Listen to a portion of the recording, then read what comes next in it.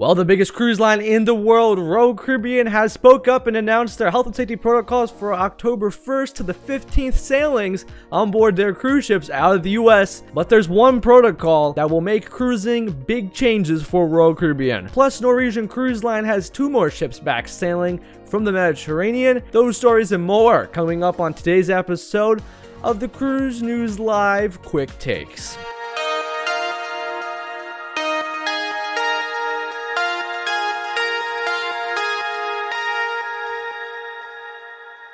Hey everyone, welcome back to the Cruise News Live Quick Takes. My name is Tyler. Thank you so much for joining us for today's show. So let's first begin with the major story of Royal Caribbean Cruise Line releasing their October 1st to 15th protocols for onboard their ships.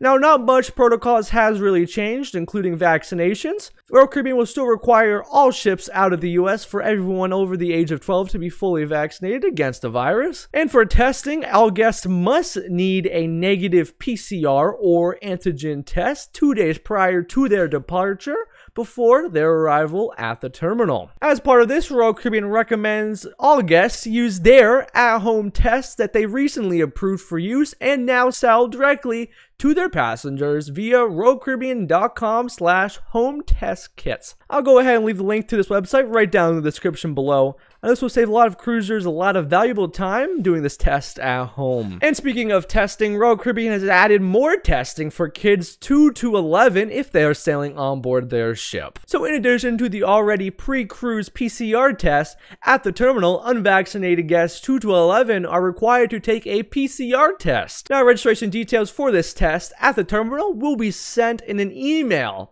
in advance. Now note this test is complimentary for the unvaccinated folks in the age range of 2 to 11. And also, if you're taking an unvaccinated child on a cruise during this time, prior to disembarkation for sailing 5 nights and longer, all unvaccinated guests 2 to 11 are required to take an antigen test on board 24 hours before the cruise ends. Once again, this test is complimentary and will cost no additional charge if your child is from 2 to 11. Now, if your child is under the age of 2, they are not required to partake in any of this testing, vaccine requirements, or mask mandates. Now, in terms of mask mandates on board, nothing has changed since the August and September protocols have been released. They're the same exact protocols. If you're not a fan of these health and safety protocols, Royal Caribbean will give you a refund, or you can move your sailing to a later date where these protocols will not exist. And now sailing on to our next story with the Royal Caribbean group, the one that you probably clicked on this video for, and that is Royal Caribbean added a new way to add the COVID vaccine card into its app. So in order to make the check-in process even more easier and smoothless at the terminal, Royal Caribbean has added a new feature in its app to scan a copy of a passenger's COVID-19 vaccination card. With this new feature in the Royal Caribbean app, guests can take a photo